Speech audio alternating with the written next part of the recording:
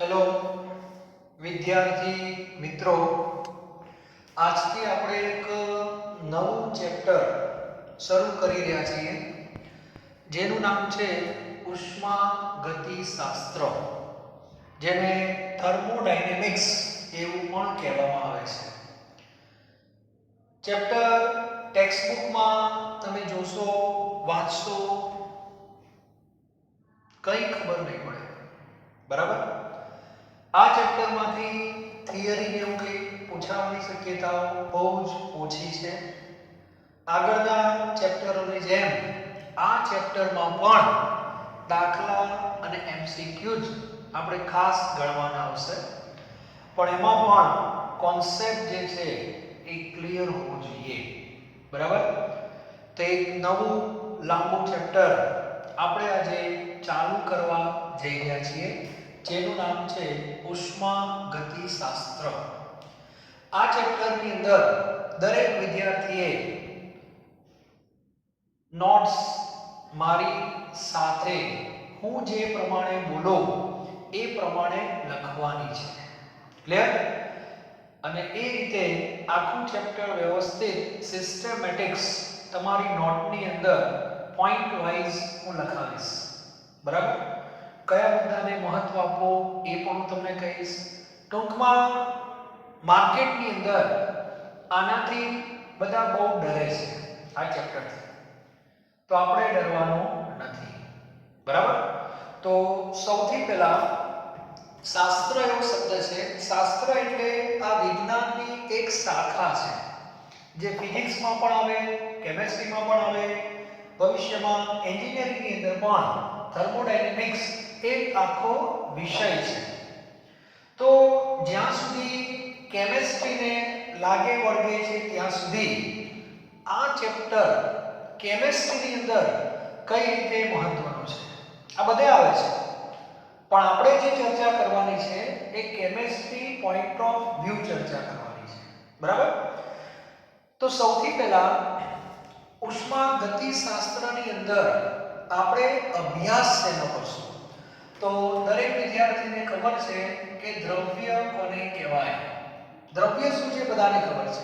ઘન હોય, પ્રવાહી હોય, વાયુ હોય, તત્વ હોય, સંયોજન હોય કે મિશ્રણ હોય, આ બધાને દ્રવ્ય કહેવાય. હવે બધાને ખબર છે કે કોઈ પણ દ્રવ્ય બે પ્રક્રિયામાં ભાગ લઈ શકે.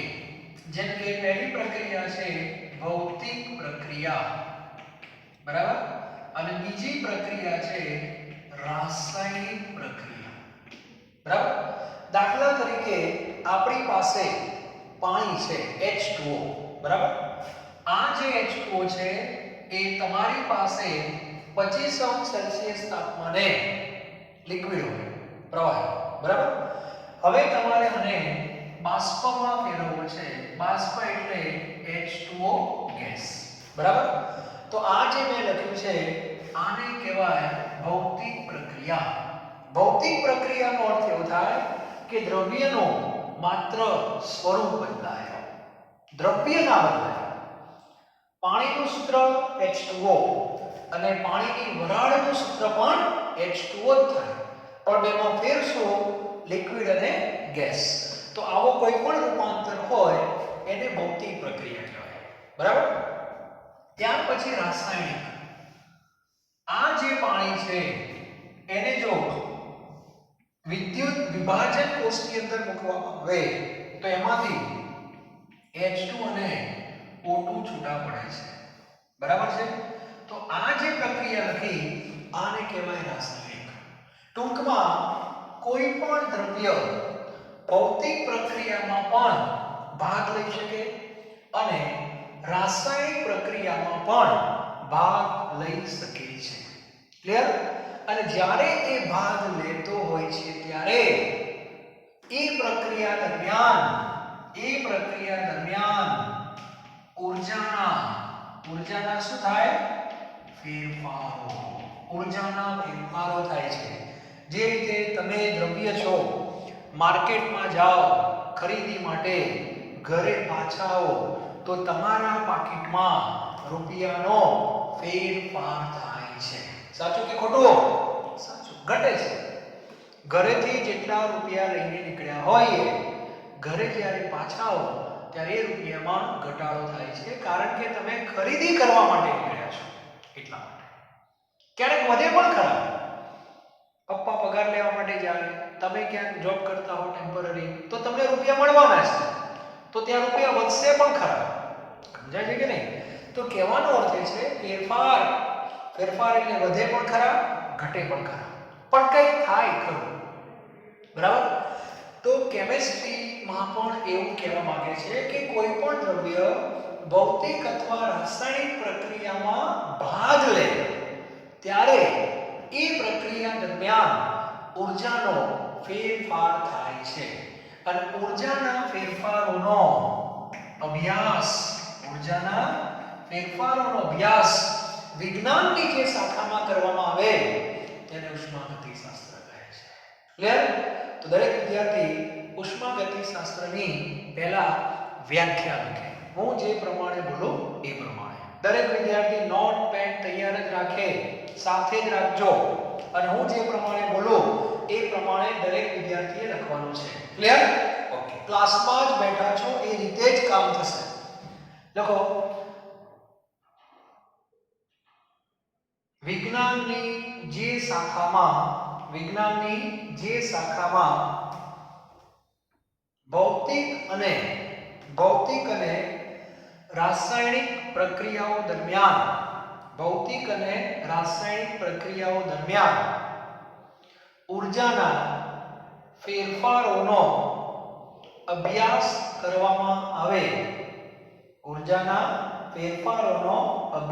કરવામાં આવે તેને ઉષ્મા ગતિશાસ્ત્ર કહે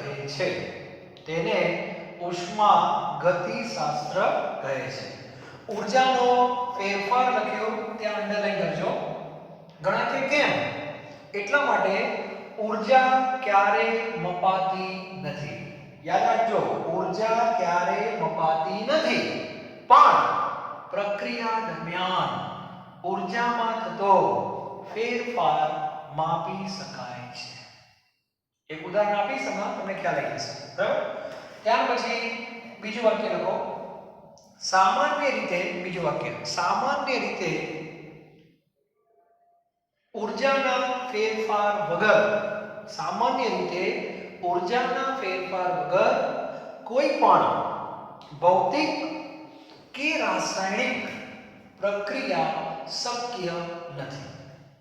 સામાન્ય રીતે ઊર્જાના ફેરફાર વગર કોઈ પણ ભૌતિક કે રાસાયણિક પ્રક્રિયા શક્ય નથી. આ બધા ફંડામેન્ટલ પોઈન્ટ તમને નખાવું છું. પ્રક્રિયા તો જ થાય જો ઊર્જાનો ફેરફાર થાય તો જ. બરાબર? તમારા ઘરે કોઈ પણ વસ્તુ આવી, શું કામ આવી? રૂપિયાનો ફેરફાર થયો માટે આવી.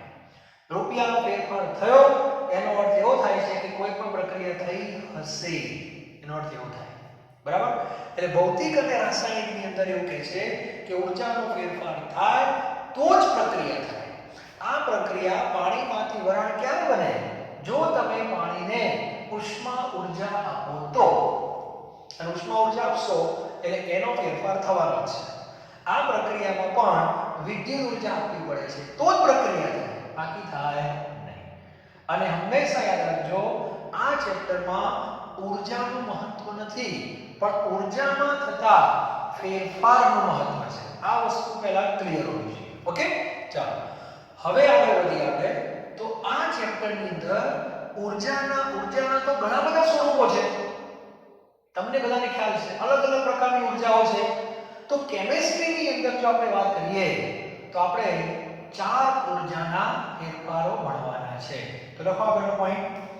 ઊર્જાના ફેરફારો 4 છે. બરાબર? ઊર્જાના ફેરફારો 4 છે. લખો જે આપણે ભણવાના છે તે. હું માત્ર કેમિસ્ટ્રી પોઈન્ટ ઓફ વ્યૂ ચર્ચા કરીશ. ક્લિયર? લખો નંબર 1 ડેલ્ટા યુ અથવા ડેલ્ટા ઈ. બરાબર? ડેલ્ટા યુ અથવા ડેલ્ટા ઈ. જૂની બુકમાં ડેલ્ટા ઈ હતું, નવી બુકમાં ડેલ્ટા યુ છે. આને કહેવાય છે આંતરિક ઊર્જામાં થતો ફેરફાર, બરાબર, દરેકને ખબર હોવી જોઈએ. ત્યાર પછી number 2 delta H. Delta H ને કહેવાય છે એન્થાલ્પી માં થતો ફેરફાર, બરાબર. ત્યાર પછી નંબર 3 ડેલ્ટા એસ, એમાં લખો એન્ટ્રોપી માં થતો ફેરફાર. અને number 4 delta G. Delta G એટલે મુક્ત ઉર્જામાં થતો ફેરફાર. આ ચારે ચાર લખી નાખો, બરાબર.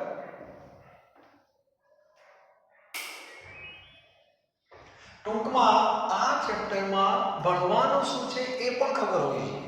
ઉર્જાના ફેરફારો ભણવાના છે, નક્કી થઈ ગયું. તો કઈ કઈ ઉર્જાના ફેરફારો, તો ચાર તમારે ભણવાના છે, વન બાય વન.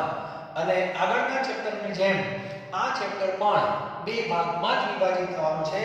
પાર્ટ 1 તમારો જે આવશે એ આવશે પાર્ટ 1.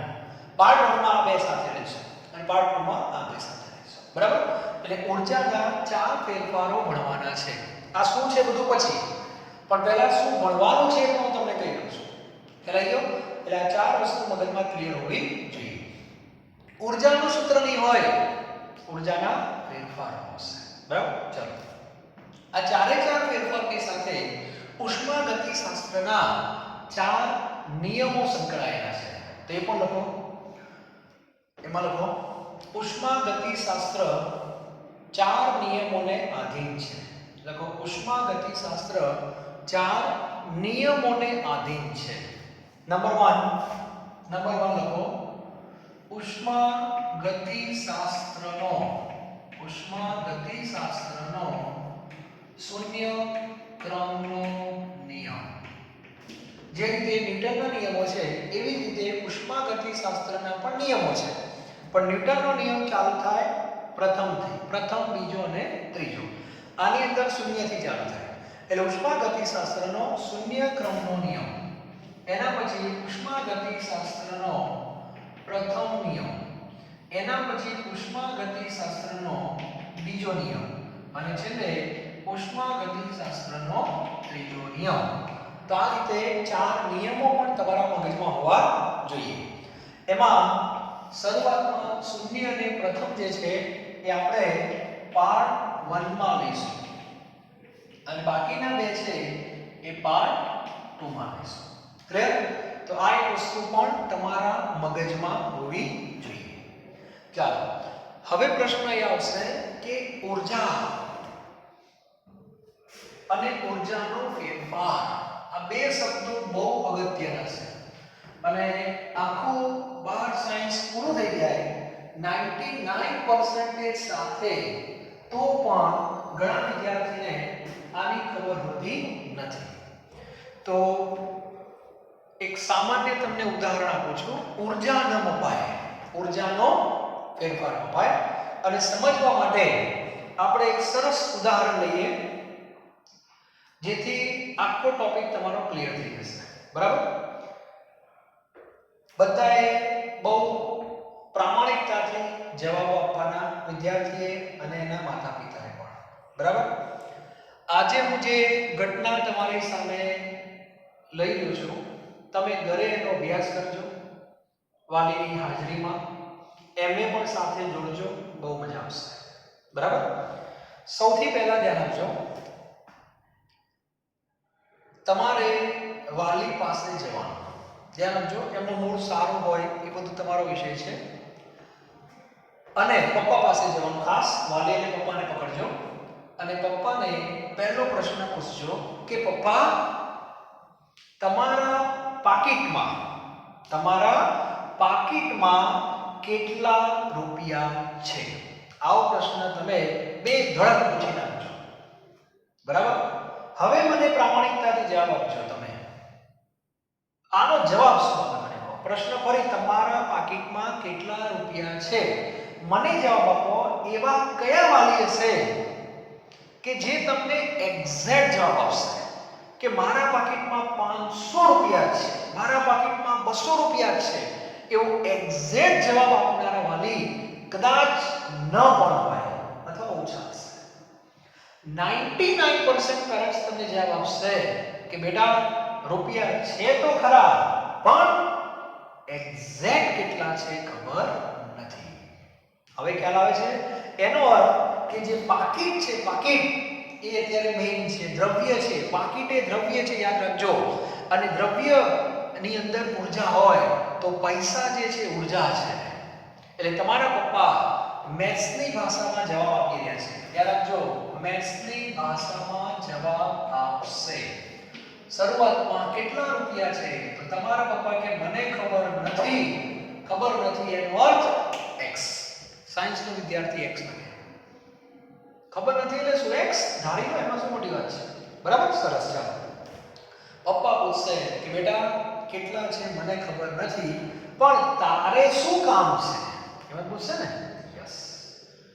હવે તમારે કે પપ્પા તમે નહોતા કહેતા કે રિઝલ્ટ બહુ સારું આવે તો મિત્રોને પાર્ટી આપવાની છે, તો મારું રિઝલ્ટ બહુ સરસ આવ્યું છે, મારા 4-5 મિત્રો છે ક્લોઝ, એમને પાર્ટી આપવી છે મારે, તો મને 100 રૂપિયા આપો, દાબેલી વડાપાવ પપ ખવડાવવા છે. પપ્પાએ કીધું લે. તો તમારા પપ્પાએ એમના પાકીટમાંથી 100 રૂપિયાની નોટ આમ કાઢી અને 100 રૂપિયાની નોટ તમારા પાકીટમાં આવી. તો 100 રૂપિયાની જે આપલે થઈ એ તમારી અને પપ્પાની નજર સામે થઈ છે. મગજમાં રાખજો. એટલે આ પાકીટમાંથી હવે 100 રૂપિયા શું થવાના? માઈનસ થવાના. બરાબર? પૈસા લીધા પછી ધ્યાન રાખજો. પૈસા લીધા પછી 100 રૂપિયા માઈનસ થઈ ગયા. 1 મિનિટ. તમે જો 100 રૂપિયા માઈનસ થયા. 100 રૂપિયા માઈનસ થયા પછી તમારે પપ્પાને ફરી પ્રશ્ન પૂછવાનો કે પપ્પા હવે તમારા પાકીટમાં કેટલા રૂપિયા છે? તો પપ્પા જવાબ આપી શકે ના. કેમ? કેટલા ગયા એમને ખબર છે પણ કેટલા વધ્યા ખબર નથી. એટલે એ જવાબ પણ x ની ભાષામાં જ આવશે, x - 100. સાચું કે ખોટું? એનો અર્થ એવો થયો કે પાકીટ પાસે પહેલા x રૂપિયા હતા, હવે x - 100 રૂપિયા છે. ટૂંકમાં જવાબ x ની ભાષામાં છે, એક્ઝેક્ટ જવાબ મળતો નથી. બરાબર? પણ આખી ઘટનામાં રૂપીઝ માં થતો ફેરફાર મપાઈના હતા. રૂપિયામાં કેટલાનો ફેરફાર થયો? તો ફેરફાર જ્યારે શબ્દ આવે ત્યારે હંમેશા યાદ રાખજો અંતિમ માઈનસ પ્રારંભિક. અંતિમ એટલે કેટલા? x - 100. પ્રારંભિક એટલે x કેન્સલ થાય તો જવાબ શેમાં આવશે? -100. આ -100 છે એને ફેરફાર કહેવાય. તો મને જવાબ આપો આખી ઘટનામાં કઈ વસ્તુ નિશ્ચિત રૂપે આપણે કહી શકીએ તો એ છે ફેરફાર. કેટલો? -100. કેટલા રૂપિયા હતા? તો કે x. કેટલા વધ્યા? તો કે x - 100. કેટલાનો ફેરફાર થયો? તો -100. તો મને જવાબ આપો આખી જે ઘટના બની એમાં ગાણિતિક મૂલ્ય એક્ઝેક્ટ કોનું આવ્યું? રૂપિયાનું આવ્યું કે રૂપિયાના ફેરફારનું આવ્યું? રૂપિયાના ફેરફારનું આવે. તો દ્રવ્યમાં પણ એવું જ છે. ધારો કે આ દ્રવ્ય છે, જેમાં એ પાકીટ હતું ને એમાં દ્રવ્ય છે. આ દ્રવ્ય પાસે અત્યારે કેટલી ઊર્જા છે કોઈ ખબર ના હોય. કેટલી? x. નક્કી થઈ ગયું. પછી આ દ્રવ્ય કોઈ પ્રક્રિયામાં ભાગ લે, પછી એ ભૌતિક હોય કે રાસાયણિક, ભાગ લીધા પછી આ દ્રવ્ય પાસે કેટલી ઊર્જા હોય એ ખબર ના પડે. પણ આખી ઘટનામાં ઊર્જાનો કેટલો ફેરફાર થયો એ ખબર પડી જાય. મને જવાબ આપો તમારા શરીરમાં કેટલી ઊર્જા છે? કહો, માપો તો મને. મપાય? ના મપાય. પણ છે એવું કહી શકાય. કેમ? બેઠા છો નહીંતર ઉપર ના જતા રહો ભગવાન જોડે, ઊર્જા ના હોય તો. પણ આપણા શરીરમાં કેટલી ઊર્જા છે એ છે ખરી, કેટલી એ ખબર નથી. That is x. પછી હું તમને પાર્લેનું બિસ્કિટ આપું અને પાર્લેના બિસ્કિટનું એક પેકેટ તમે ખાઈ ગયા અને પેકેટ ઉપર એવું લખ્યું હતું કે એક પેકેટ ખાવાથી, એના બિસ્કિટ ખાવાથી 20 કેલરી મળે. તો ખાધા પછી મને જવાબ આપો તમારી પાસે કેટલી ઊર્જા થઈ? પહેલા x હતી એમાં 20 ઉમેરાય એટલે x + 20 કહેવાય. તો ફેરફાર કેટલો થયો કહેવાય? ફેરફાર કહેવાય +20 કહેવાય ફેરફાર. અંતિમ માઈનસ પ્રારંભિક, તો તમારો જવાબ પ્લસમાં આવશે ફેરફારનો જવાબ. એનો સીધો અર્થ એવો થાય છે કે આખી ઘટનામાં ઊર્જાઓ ન મપાય પણ ઊર્જાના ફેરફારો મપાય. મગજમાં પહેલા ક્લિયર હોવું જોઈએ. બીજી વસ્તુ, ઊર્જાના ફેરફારનો જે જવાબ આવશે એના 3 વિકલ્પો છે. કાં તો જવાબ પ્લસમાં આવે, કાં તો માઈનસમાં આવે, કાં તો 0 પણ આવે. હા, અમુક એવા અપવાદ કેસ છે, આખી ઘટના થશે પણ ફેરફાર 0. બરાબર? તમે ઘરેથી નીકળ્યા રૂપિયા લઈને દુકાનમાં પાણીપુરી ખાવા ગયા, જોઈ કે પાણીપુરીમાં મજા આવી નથી, એમને પાછા આવી ગયા. ઘટના તો બની કે ના બની? 1 રૂપિયો ઘટ્યો નહીં, 1 રૂપિયો વધ્યો નહીં, ફેરફાર 0. આવી ઘટનાઓ પણ કેટલીક છે જેને અપવાદ આપણે કહી શકીએ. બરાબર? તો સૌથી પહેલા દરેક વિદ્યાર્થીના મગજમાં આ ક્લિયર હોવું જોઈએ. આ વસ્તુ અગત્યની છે. ઉષ્માગતિશાસ્ત્રનો સંબંધ ઊર્જાના ફેરફાર સાથે છે, નહીં કે ઊર્જા સાથે. અને એટલા માટે જ ઊર્જાનો ફેરફાર મપાય છે, ઊર્જા નહીં. અને હા, ખાસ યાદ રાખો, લખો, યાદ રાખો. એમાં હું 3 વસ્તુ કહું છું. જો ઊર્જાનો ફેરફાર ગ્રેટર ધેન 0, ઊર્જાનો ફેરફાર ગ્રેટર ધેન 0, તો ઊર્જા વધે. એનો અર્થ એવો થયો. અને આગાહી કરી કહેવાય. જો ઊર્જાનો ફેરફાર ગ્રેટર ધેન 0 આવે તો ઊર્જા વધે છે એવું કહેવાય. બરાબર? બીજું, જો ઊર્જાનો ફેરફાર લેસ ધેન 0 તો ઊર્જા ઘટે છે એવું કહેવાય. બરાબર? અને ત્રીજો વિકલ્પ, જો ઊર્જાનો ફેરફાર = 0 તો ઊર્જા અચળ એવું કહેવાય. બરાબર? એટલે ઊર્જા અને ઊર્જાનો ફેરફાર, પહેલા આ વસ્તુ તમારી સામે આવશે, એના ઉપરથી ઊર્જાની શું કરવાની? આગાહી કરવાની. બરાબર? તમારા પપ્પાનું જે પાકીટ હતું એ કેસમાં કેવું થયું? રૂપિયાનો ફેરફાર -100 હતો. એટલે રૂપિયાનો ફેરફાર લેસ ધેન 0 એટલે -100. અને -100 એટલે ઊર્જા ઘટી ગઈ. તો પપ્પાના પાકીટમાં રૂપિયા ઘટેલા છે. પાલેના બિસ્કિટમાં ફેરફાર પ્લસમાં આવ્યો તો તમારી ઊર્જા વધી હતી. અને હમણાં પાણીપુરી ખાવા ગયા, મજા ના આવી, તો રૂપિયાનો ફેરફાર 0 છે, એનો અર્થ કે રૂપિયા અચળ છે. તો આ 3 વિકલ્પો પર આખું ચેપ્ટર કામ કરે છે. અને આવા ઊર્જાના ફેરફારોને સાંકેતિક ભાષામાં, ધારો કે x સંકેત આપો તો કહી શકાય કે આનો અર્થ એવો થયો, અહીંયા લખું છું, એટલે કે આનો અર્થ એવો થાય, Δx > 0 તો x વધે. મેથ્સની ભાષામાં વાત કરવી હોય, ઊર્જાનો ફેરફાર, ઊર્જા ધારો કે x, તો Δx > 0 તો x વધે. અહીંયા Δx < 0 તો x ઘટે. અને અહીંયા Δx = 0 તો x અચળ. આ બધી ખબર પડવી જોઈએ. સમજાય છે?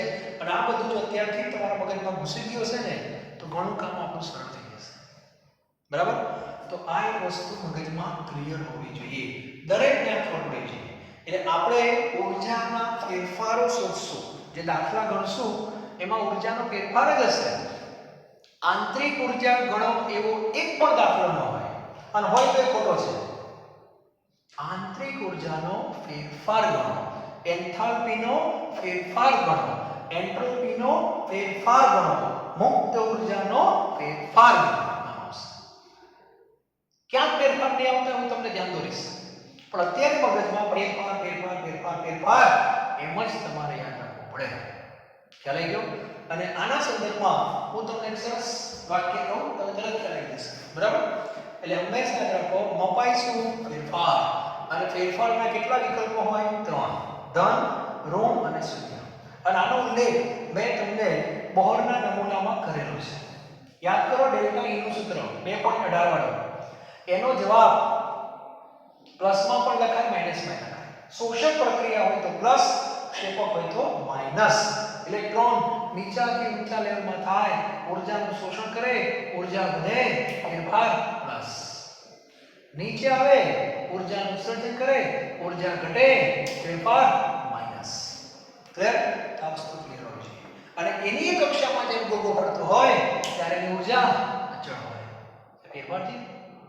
ઇલેક્ટ્રોન સવારે 6 વાગે પહેલી કક્ષામાં ફરતો હોય, સાંજે 6 વાગે પણ પહેલી કક્ષામાં ફરતો હોય, ત્યારે ઊર્જા એની એ જ હોય. -1.6 eV. બરાબર? તો ક્લિયર હોવું જોઈએ. હવે આના સંદર્ભમાં હું તમને એક સરસ વાત કરું. દરેક એક વાક્ય સાંભળેલું છે કદાચ બધાને ખબર હશે, વિશ્વની ઊર્જા અચળ હોય છે. હવે વાક્ય છે કે આ ઊર્જા સંરક્ષણનો નિયમ છે અને ઉષ્માગતિશાસ્ત્રનો પ્રથમ નિયમ પણ કહેવામાં આવે છે શબ્દોની ભાષામાં. હવે જેટેબલ નીટમાં એવો પ્રશ્ન પૂછાય તમને કદાચ, નીચેના પૈકી કયું વિધાન સાચું છે? નીચેના પૈકી કયું વિધાન સાચું છે? Option A. ચલો, વિશ્વની ઊર્જા અચળ હોય છે, બધાને ખબર છે. ક્લિયર?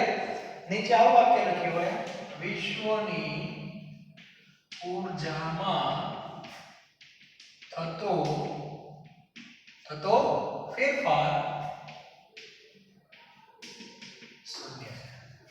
અને ઓપ્શન સી એ અને બી, અને ઓપ્શન ડી એક પણ નહીં.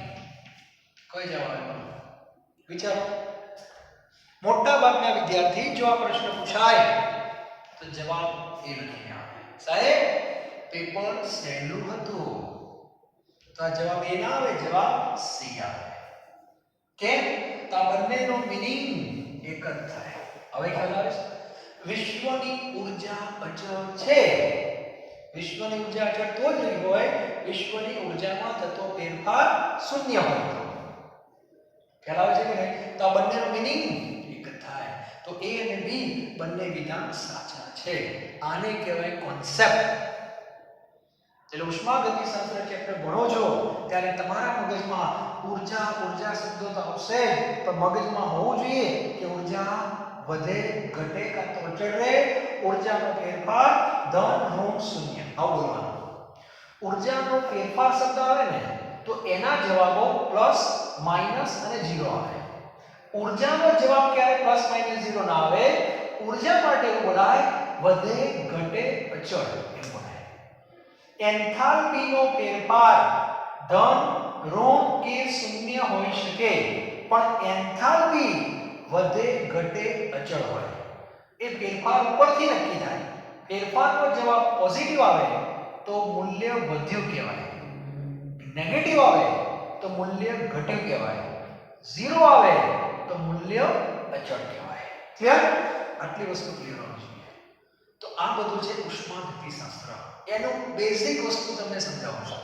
ત્યારબાદ તમારા મગજમાં વિચાર આવશે કે સાહેબ આ ચેપ્ટર આપણે શું કામ ભણીએ છીએ? ઘણા કે બસ આ તો બધા ભણાવે એટલે ભણીએ. અમારે તો સાહેબ કઈ ભણવું નથી, બાપા મોકલે એટલે ભણવું પડે સ્કૂલમાં બધે. બરાબર? તો દરેકનું કંઈક ને કંઈક મહત્વ હોય. તો ચાલો આ પ્રશ્ન પણ લખી રાખજો. નીચેના પૈકી કયું વિધાન સાચું છે? એટલે સીધી મેં તમને એપ્લિકેશન કીધી, આખા પોઈન્ટ નહીં. બરાબર? એ, બી, સી અને ડી ઓપ્શન આપી દેજો અને તમારો જવાબ આવશે સી. વચ્ચે આવું લખતા રહેજો જ્યાં જ્યાં જરૂર પડે ત્યાં. ક્લિયર? ચલો, ઉષ્માગતિશાસ્ત્રનું મહત્વ શું છે? શું કામ આ લાઈનની શું કામ જરૂર પડે છે કેમિસ્ટ્રીની અંદર? આનાથી શું ખબર પડે? બરાબર? તો લખો નંબર 1, કોઈ પણ ભૌતિક પ્રક્રિયા કે રાસાયણિક પ્રક્રિયા આપમેળે થશે કે નહીં તે જાણી શકાય છે. એટલે કોઈ પણ પ્રક્રિયા થશે કે નહીં એ તમને ઉષ્માગતિશાસ્ત્ર કહી દેશે. કયો નિયમ કે બધું પછીની વાત છે, પણ જનરલ વાત કરું છું. ઓકે? અને બીજું મહત્વ રાખો, આપેલી રાસાયણિક પ્રક્રિયા માટે આપેલી રાસાયણિક પ્રક્રિયા માટે પ્રક્રિયકનો કેટલા પ્રમાણમાં નિપજમાં રૂપાંતર થશે તે પણ જાણી શકાય છે. આપેલી રાસાયણિક પ્રક્રિયા માટે પ્રક્રિયકનો કેટલા પ્રમાણમાં નિપજમાં રૂપાંતર થશે એ પણ જાણી શકાય છે. ટૂંકમાં ઉષ્માગતિશાસ્ત્ર તમને પહેલા પ્રશ્નનો જવાબ આવશે કે પ્રક્રિયા થશે કે નહીં. ચલો થશે તો કેટલા પ્રમાણમાં, આનો જવાબ પણ આવશે. બરાબર? એટલે આ બંને પ્રશ્નોના જવાબ બહુ અગત્યના છે. ભવિષ્યમાં તમને ઈચ્છા થઈ કે મારે કોઈ x નામની નિપજ બનાવવી છે. શેમાંથી? તો કે y માંથી. ઓકે, તો પહેલો પ્રશ્ન તમારી સામે આવશે કે y માંથી x બનશે કે નહીં. આ પહેલો પ્રશ્ન આવશે. એના માટે આની જરૂર પડશે. આને કહી દીધું બન્યા પછી બીજો પ્રશ્ન આવશે. કયો? આ નિપજ મને કેટલા ટકામાં મળશે? 80%, 90%, 70% કે 50%? એને પ્રમાણ કહેવાય. તે માહિતી પણ તમને અહીંથી મળશે. બરાબર? એટલે બે પ્રશ્નોના જવાબ તમને મળી જશે. તો લખી નાખી મહત્વ. આપેલી પ્રક્રિયા થશે કે નહીં તે, અને નિપજ કેટલા પ્રમાણમાં મળશે, આ એનું મહત્વ છે. અને છેલ્લો મુદ્દો લખો મર્યાદા છે. તો હંમેશા યાદ રાખો એક ત્રીજો પ્રશ્ન પણ ઔદ્યોગિક લેવલે બહુ અગત્યનો છે કે એ નિપજ કેટલા સમયમાં મળે છે. સાચું કે ખોટું? આ ત્રણ પ્રશ્નો બહુ અગત્યના છે. નિપજ મળશે કે નહીં, મળશે તો કેટલા પ્રમાણમાં અને કેટલા સમયમાં. આ ત્રણ પ્રશ્નો ઔદ્યોગિક જગતમાં બહુ જ અગત્યના છે. એમાં પહેલા બેનો જવાબ ઉષ્માગતિશાસ્ત્ર પાસે છે. સમયનો જવાબ ઉષ્માગતિશાસ્ત્ર પાસે નથી. અને જેનો જવાબ નથી એની મર્યાદા કહેવાય. તો લખો મર્યાદા. ઉષ્માગતિશાસ્ત્રની મર્યાદા લખો. આપેલ રાસાયણિક પ્રક્રિયા કેટલા સમયમાં પૂરી થશે તે જાણી શકાતું નથી. આપેલ રાસાયણિક પ્રક્રિયા કેટલા સમયમાં પૂરી થશે તે જાણી શકાતું નથી. કારણ કે ઉષ્માગતિશાસ્ત્રમાં રાસાયણિક પ્રક્રિયાના વેગ અંગેની માહિતી મળતી નથી. રાસાયણિક પ્રક્રિયાના વેગ અંગેની માહિતી મળતી નથી. બરાબર? એટલે વેગની માહિતી મળતી. તમને બધાને ખબર છે ઝડપ હોય કે વેગ હોય, મોટા ભાગે આપણે એવું લખીએ છીએ વેગ બરાબર અંતર ભાગ્યા સમય. તો સમય તમારે જાણવો હોય તો તમારી પાસે અંતર અને વેગ બે વસ્તુ હોવી જોઈએ. ના હોવી જોઈએ? અંતર પણ હોવી જોઈએ અને વેગ પણ હોવો જોઈએ. દાખલા તરીકે ગાંધીનગરથી અમદાવાદ નું અંતર 30 કિલોમીટર છે. એનો અર્થ અંતર બધાને ખબર છે. ક્લિયર? હવે અહીંયા કોઈ વિદ્યાર્થી છે. આ વિદ્યાર્થી ગાંધીનગરથી અમદાવાદ જશે કે નહીં ચાલતા એ ખબર પડે. એના માટે શું જોવું પડે કે આ વિદ્યાર્થી ફિઝિકલી અને મેન્ટલી ફિટ છે કે નહીં જોવું પડે. આપણને લાગે કે આ ફિઝિકલી મેન્ટલી ફિટ છે તો આપણે કહી શકીએ કે આ વિદ્યાર્થી ગાંધીનગરથી અમદાવાદ ચાલતા જઈ શકે છે. ખાલી વિદ્યાર્થીને જોઈને ખબર પડી જાય. પણ આ મુસાફરી કેટલા સમયમાં પૂરી થાય એ માહિતી આપણે ન આપી શકીએ. એનું કારણ આપણી પાસે આ વિદ્યાર્થીની ઝડપ નથી. અને ઝડપ વેગ ન હોય તો સમયની માહિતી મળતી નથી. તમે આખું ચેપ્ટર ભણજો, ક્યાંય પણ વેગ શબ્દ નહીં આવે. અને વેગ શબ્દ ના આવે એટલે આપેલી પ્રક્રિયા કેટલા સમયમાં પૂરી થાય એ માહિતી ના મળે. અને એના માટે તમારે થોડી રાહ જોવી પડશે ધોરણ 12 સુધી. ધોરણ 12 માં ચેપ્ટર આવશે રાસાયણિક ગતિકી, એમાં આનો અભ્યાસ છે. બરાબર? તો આ બેનો જવાબ આની પાસે છે. ક્લિયર? આનો જવાબ આની પાસે નથી, આનો જવાબ આની પાસે છે. કોની પાસે? રાસાયણિક ગતિકી. એક છેલ્લું વાક્ય લખો, આગળનો પોઈન્ટ યાદ રાખો. પ્રક્રિયાના વેગની માહિતી રાસાયણિક ગતિકીના અભ્યાસ પરથી મેળવી શકાય છે. અત્યારે ખાલી માહિતી આપો. બરાબર? તો આટલા પોઈન્ટ આજે મેં ચર્ચા કરી. ઉષ્મા ગતિશાસ્ત્ર આ રીતે શરૂ થાય છે. બરાબર? ઊર્જાનો અભ્યાસ નથી, ઊર્જાના ફેરફારનો અભ્યાસ છે. ઊર્જાના ફેરફાર 4 છે, મગજમાં ત્યારથી ફિટ કરી દો. આ ચેપ્ટર પણ 2 વિભાગમાં છે, પાર્ટ 1 અને પાર્ટ 2. ત્યારબાદ ઊર્જાના પહેલા 2 ફેરફાર પાર્ટ 1 માં જોવાના, બાકીના પાર્ટ 2 માં જોવાના છે. સાથે સાથે 4 નિયમો છે, શૂન્ય, પ્રથમ, બીજો અને ત્રીજો, એ ખબર હોવી જોઈએ. ઊર્જા ન મપાય, ઊર્જાનો ફેરફાર કેમ મપાય એ પણ મેં તમને ઉદાહરણ આપ્યું પાકીટનો. અને અભ્યાસ કરી લેજો. પપ્પાને પૂછજો જ આજે સાંજે 6 વાગે ગમે ત્યારે, પપ્પા પાકીટમાં કેટલા રૂપિયા છે? જવાબ 100% એક્સ જ આવશે. એનું કારણ કોઈ પણ વાલી એવા નથી કે સવારે દીવાબત્તી કરીને પૈસા પાકીટમાં ગણીને મૂકે કે 100, 200, 300, 400, 500, 1 રૂપિયો કોઈ ના મૂકે. હા, જોએ ખરા કે પાકીટમાં પૈસા છે કે નહીં. મમ્મીએ રાતે કાઢી તો નથી લીધા ને? કાઢીએ લે ના આપો તો. બરાબર? પણ મારો પ્રશ્ન એ છે, કોઈ પણ વાલી પૈસા ગણીને મૂકતા નથી. અભ્યાસ ગમે ત્યારે ચેક કરો તો કરી લેજો. એટલે એનો જવાબ તમારો એક્સ માં જ આવે. હા, એ તમને પૈસા જે આપે છે એટલા રૂપિયા એમના પાકીટમાં ઘટ્યા હશે એ ખબર પડે, પણ વધ્યા કેટલા ખબર પડે નહીં.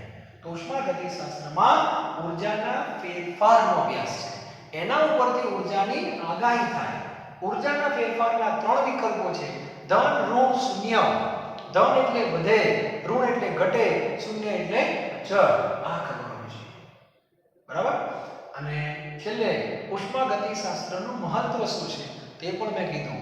ઔદ્યોગિક જગતમાં 3 પ્રશ્નોની ચર્ચા થતી હોય છે કે આ પ્રક્રિયા થશે કે નહીં, ટૂંકમાં નિપજ મળશે કે નહીં, મળશે તો કેટલા પ્રમાણમાં મળશે, કેટલા સમયમાં મળશે. એમાં બેનો જવાબ ઉષ્મા ગતિશાસ્ત્ર તમને આપી દેશે. છેલ્લાનો નહીં આપે, કારણ કે સમય માટે વેગ જોઈએ. ક્લિયર? જ્યારે તમે 10માની પરીક્ષા આપીને જ્યારે ટકા આવે છે, બહુ એવરેજ ટકા આવે છે, બહુ વધારે પણ નહીં, બહુ ઓછા પણ નહીં, આવા સંજોગોમાં વાલીના મગજમાં પણ 3 પ્રશ્નો આવે છે કે મારો દીકરો દીકરી સાયન્સ લેશે કે નહીં. આવે કે ના આવે? તો તમને પ્રશ્ન પૂછશે કે બેટા તું સાયન્સ લઈશ? તમે કીધું હા પપ્પા હું લઈશ. પપ્પા ખુશ થઈ જશે. પાછા રાતે વિચાર કરશે કે સાયન્સ લેશે તો ખરો, પણ ટકા આવશે કે નહીં? આપણો પ્રશ્ન છે. બીજા દિવસે ફરી પાછા તમારી પાસે આવશે, બેટા તું સાયન્સ લઈશ પણ ટકા આવશે કે નહીં? તમે કીધું પપ્પા 90% લાય. ભૂખા કાઢી નાખે, તમે જુઓ તો ખરા. પાછા વાલી ખુશ થઈ જાય, પાછા આવશે. પાછા રાતે વિચારશે કે હારો 90% લાવશે ખરો, પણ 1 વર્ષમાં લાવશે, 2 વર્ષમાં કે 5 વર્ષમાં લાવશે? આવા પ્રશ્નો આવે છે. આવે છે કે નહીં? આવે જ. તો આવા બધા પ્રશ્નો પણ ઔદ્યોગિક જગતમાં હોય છે અને એનું સોલ્યુશન વિજ્ઞાનની અમુક શાખાઓ દ્વારા આપણને મળતું હોય છે. તો આજે આપણે પ્રસ્તાવના બાંધી છે. આવતીકાલથી આ ચેપ્ટર પાર્ટ 1 આપણું શરૂ થાય છે. બરાબર? અને પાર્ટ 1 ભણતા પહેલા, આ ઉષ્મા ગતિશાસ્ત્ર ભણતા પહેલા અમુક જે પાયાના પદો છે એની આપણે ચર્ચા કરીશું. બરાબર? તો આજનો લેક્ચર ખાસ એક પરિચય છે. મોટાભાગે મેં તમને આઈડિયા આપી દીધો છે કઈ રીતે ચેપ્ટરને આપણે લેવાનું છે. નોટ પેન સાથે જ રાખવા.